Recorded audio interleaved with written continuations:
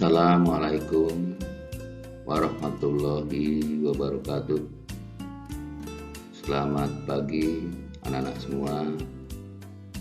Semoga kalian semua dalam keadaan sehat dan tetap semangat. Kembali bersama Pak Edi dalam pembelajaran ilmu pengetahuan alam.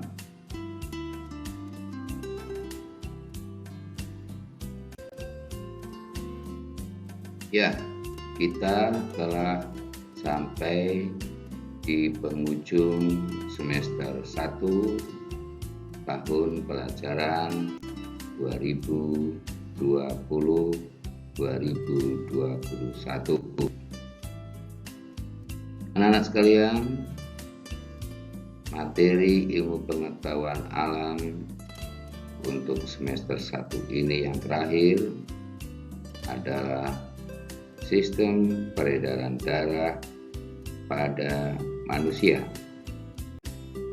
Akan Pak Edi bagi dua bagian. Bagian pertama, kita akan membahas darah dan komponen-komponen penyusunnya beserta fungsinya masing-masing. Darah merupakan jaringan ikat yang berwujud kait. Kita telah memahami pastinya bahwa darah sangat memegang peranan penting dalam kehidupan karena beberapa fungsi darah, yaitu pembawa zat makanan dari sistem pencernaan ke seluruh tubuh, mengangkut oksigen dari paru-paru ke seluruh tubuh, mengangkut sisa metabolisme ke organ ekskresi, misalnya mengangkut CO2 ke paru-paru untuk dilepaskan dalam proses respirasi atau pernapasan. Fungsi lain dari darah mengangkut hormon dari kelenjar endokrin ke organ target. Darah juga berfungsi memelihara keseimbangan cairan tubuh dan mempertahankan tubuh dari mikroorganisme dan memelihara suhu tubuh, yaitu sekitar 36,5 derajat Celcius. Penyusun darah tersusun atas dua komponen, yaitu plasma darah dan sel-sel darah.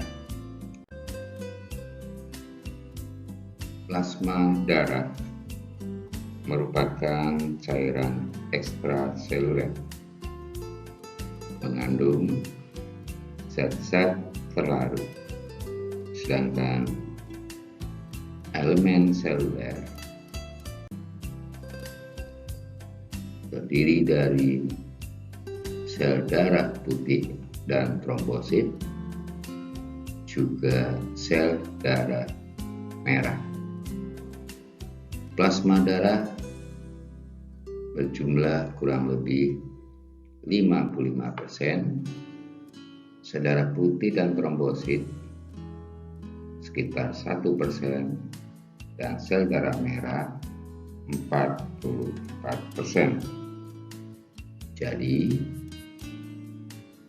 darah tersusun atas 4 komponen, yaitu plasma darah, sel darah merah atau eritrosit, sel darah putih atau leukosit, dan trombosit atau keping darah. Plasma darah tersusun atas 91,5% air atau H2O, dan 8,5% zat-zat terlarut. Zat-zat terlarut dalam plasma darah antara lain sari makanan, mineral, hormon, antibodi, dan zat sisa metabolisme.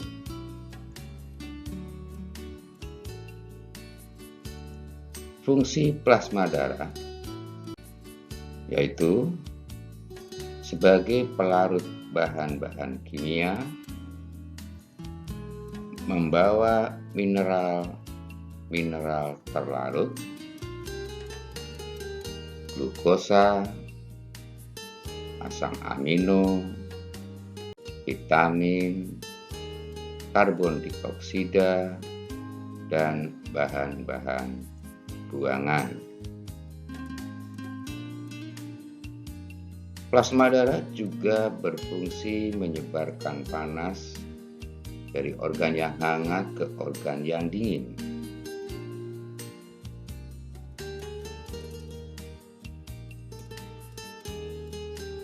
Fungsi lainnya menjaga keseimbangan cairan di dalam sel dan di luar sel.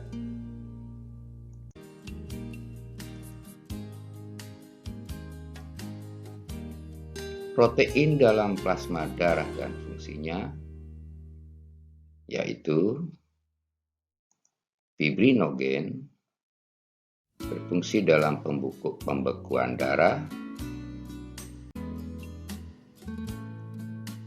globulin yang disebut juga dengan protein plasma, berfungsi sebagai pertahanan tubuh, dan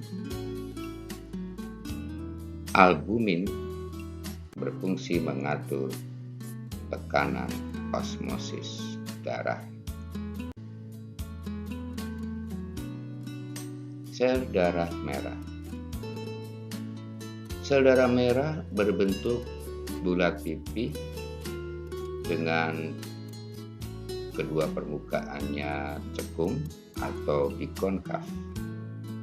Tidak memiliki inti sel, warna merah dikarenakan adanya protein hemoglobin yang mengandung unsur besi. Sel darah merah paling banyak dalam darah, yaitu sekitar 4-5 juta per milimeter kubik.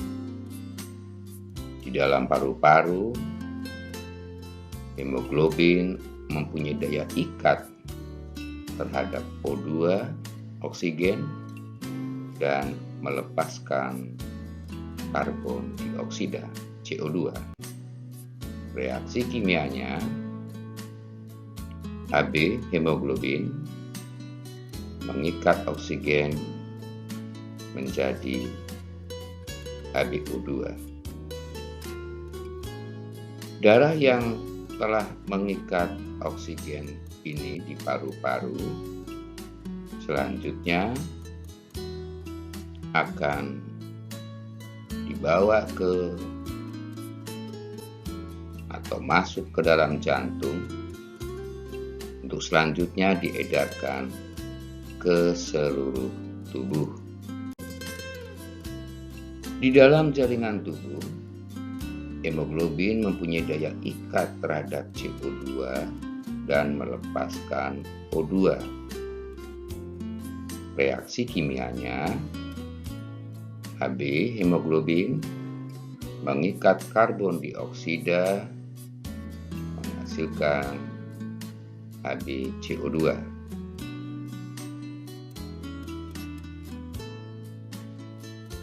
Darah yang mengandung karbon dioksida ini selanjutnya masuk ke dalam jantung dan diteruskan ke paru-paru. Di dalam paru-paru, CO2 dilepaskan, darah mengikat O2, kembali mengalir ke jantung, demikian seterusnya. Hal ini akan kita bahas lebih jelasnya pada bagian kedua, yaitu peredaran darah, dengan jantung sebagai alat utamanya yang memompa darah. Sel darah putih atau leukosit. Sel darah putih bersifat ameboid, bentuknya tidak tetap dan mempunyai inti. Leukosit merupakan sel yang memiliki fungsi khusus, yaitu mempertahankan tubuh dari serangan mikroorganisme. Padahal mikroorganisme ini dapat menyerang jaringan tubuh. Maka leukosit dapat bergerak bebas keluar dari pembuluh darah dan masuk ke dalam jaringan yang terinfeksi mikroorganisme. Berdasarkan ada tidaknya granula atau butir-butir halus pada inti selnya, leukosit dibedakan dua macam, yaitu granulosit dan agranulosit. Granulosit yaitu leukosit yang memiliki butir-butir pada inti selnya. Ada 3 macam granulosit, yaitu neutrofil. Neutrofil memiliki kemampuan fagositosis, yaitu memangsa dan menghancurkan bakteri serta sel-sel tubuh yang mati. Hal ini dikarenakan di dalam sitoplasma terdapat granula yang berisi enzim hidrolisis. Basofil berperan sebagai anti alergi, menghasilkan histamin, yaitu senyawa kimia yang akan dikirimkan sebagai respon ke lokasi jaringan yang luka atau sebagai anti alergi. Juga mengandung heparin, yaitu senyawa yang mencegah pembekuan darah di dalam pembuluh darah.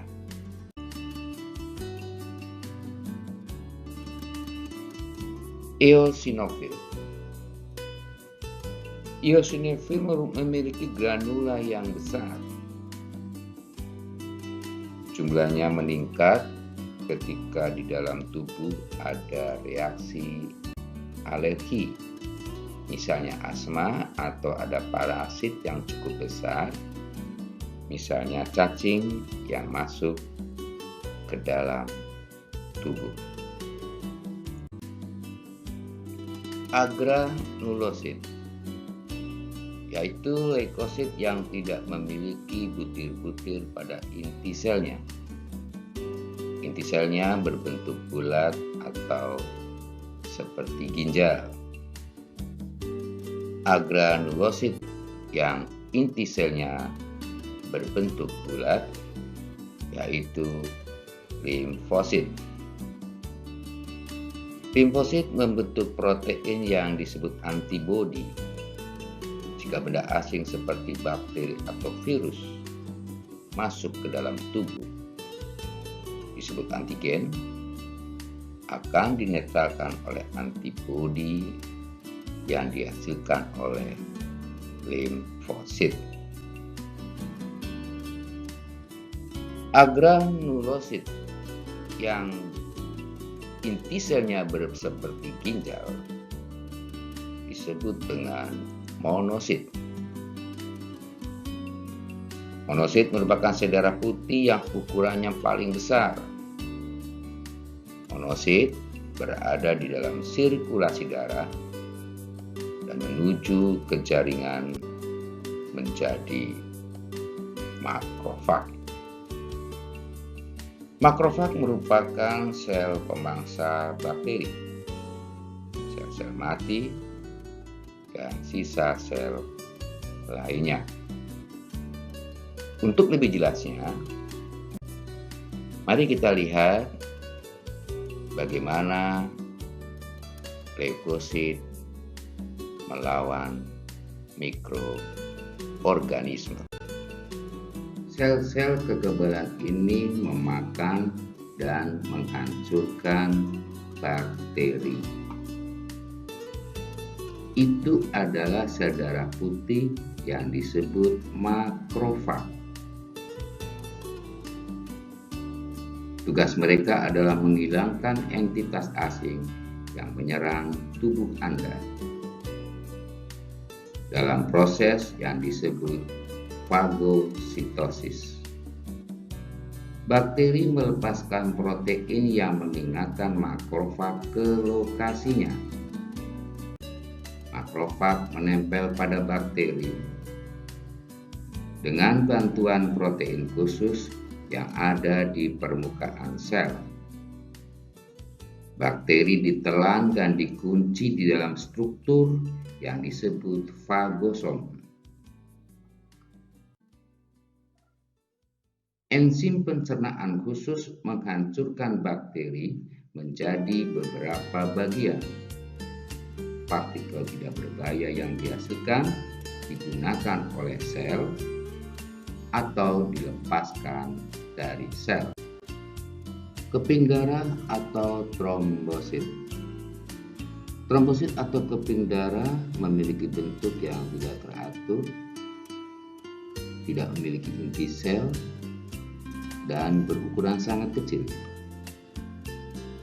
Trombosit yang tidak berinti sel ini memiliki granula, yaitu butiran kecil dan halus yang terdapat di dalam sel. Jumlah sel pada orang dewasa sekitar 200.000 sampai 500.000 per milimeter kubik darah. Artinya setiap 1 milimeter kubik darah terdapat 200.000 sampai 500.000 sel trombosit. Jika seseorang kandungan trombositnya di dalam 1 milimeter kubik darah terdapat lebih dari 500.000 sel atau di atas normal, maka dapat menyebabkan beberapa gangguan, misalnya stroke atau serangan jantung. Sebaliknya, apabila jumlah sel darah di bawah normal, dapat menyebabkan pendarahan hebat ketika terjadi luka karena darah sulit membeku. Ya, trombosit adalah sel darah yang fungsi utamanya membantu proses pembekuan darah. Trombosit disebut juga sel darah pembeku. Bagaimana trombosit bekerja menutup luka? Sesaat setelah bagian tubuh terluka, trombosit akan pecah karena bersentuhan dengan permukaan kasar dari pembuluh darah yang luka. Di dalam trombosit terdapat enzim trombokinase atau tromboplastin. Enzim tromboplastin akan mengubah protrombin, calon trombin, menjadi trombin karena pengaruh ion kalsium dan vitamin K. Trombin akan mengubah fibrinogen atau protein darah menjadi benang-benang fibrin. Selanjutnya, benang-benang fibrin akan membentuk jaringan yang menutup luka, sehingga darah tidak lagi menetes atau keluar.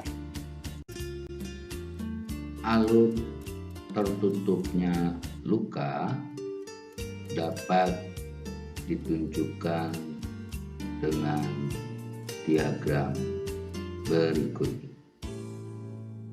Luka, trombosit akan pecah menjadi trombokinase.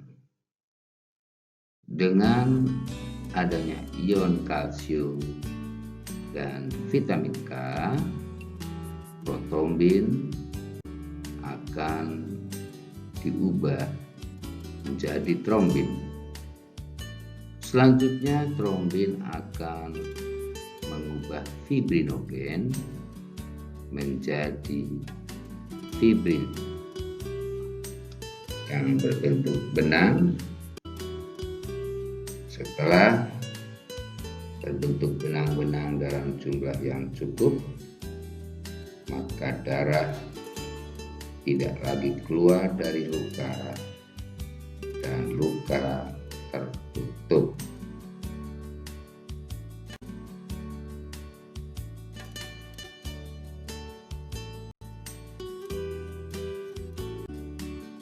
Berdasarkan adanya perbedaan agglutinogen atau antigen pada permukaan membran sel darah merah atau eritrosit dan antibodi atau agglutinin dalam plasma darah, ada 4 golongan darah, yaitu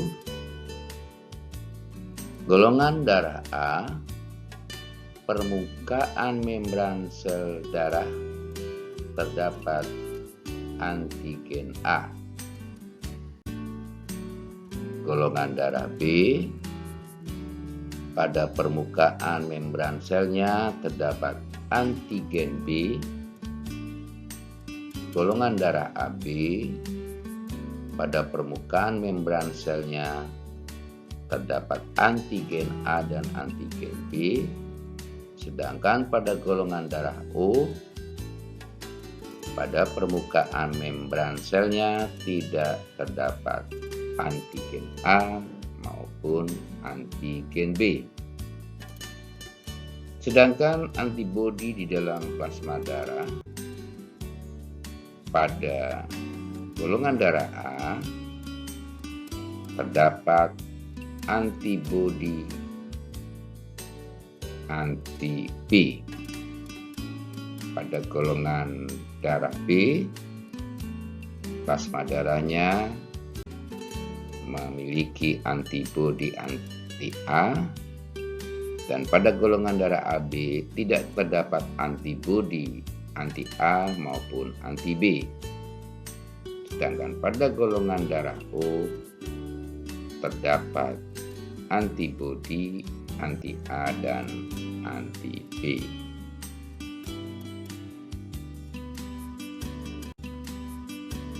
Untuk menentukan golongan darah seseorang,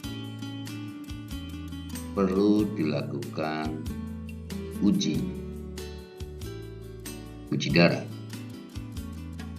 Pengujian menggunakan serum anti-A, serum anti-B, dan serum anti-AB. Sampel darah seseorang dideteksi serum anti-A terjadi penggumpalan, dideteksi serum anti-B tidak terjadi penggumpalan, dideteksi serum anti-AB terjadi penggumpalan, maka orang tersebut golongan darah A. Sampel darah seseorang ditetesi serum anti-A tidak terjadi penggumpalan, ditetesi serum anti-B dan serum anti-AB terjadi penggumpalan, maka orang tersebut golongan darahnya B. Sampel darah seseorang ditetesi serum anti-A, serum anti-B, serum anti-AB oleh ketiga serum terjadi gumpalan. Orang tersebut golongan darahnya AB.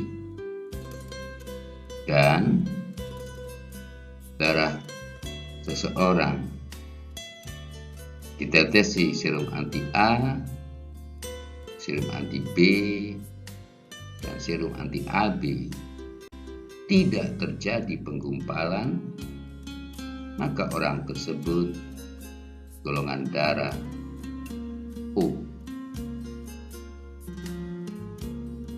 Pada kegiatan transfusi darah, yaitu memindahkan darah dari seseorang ke orang lain, perlu dipastikan golongan darah pemberi atau donor dan golongan darah penerima atau resipien.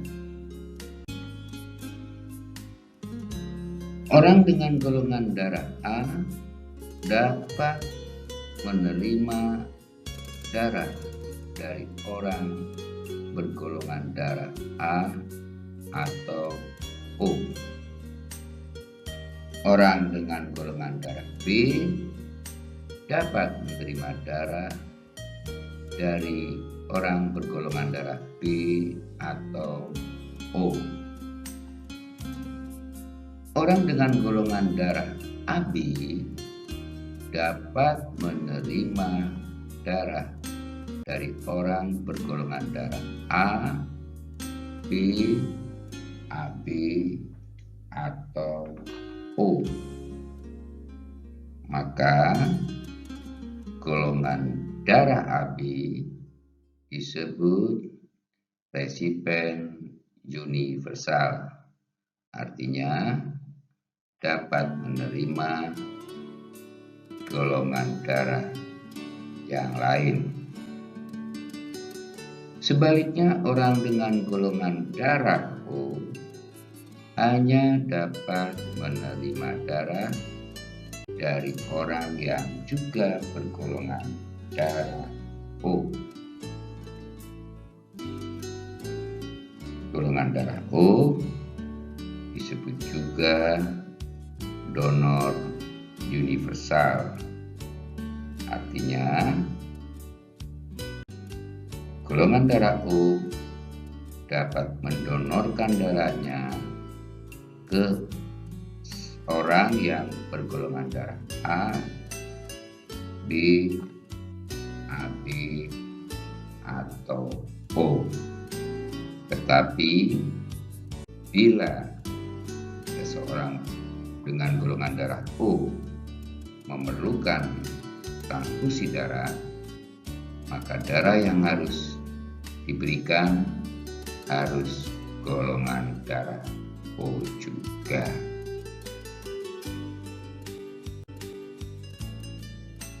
Jika golongan darah A, orang bergolongan darah A menerima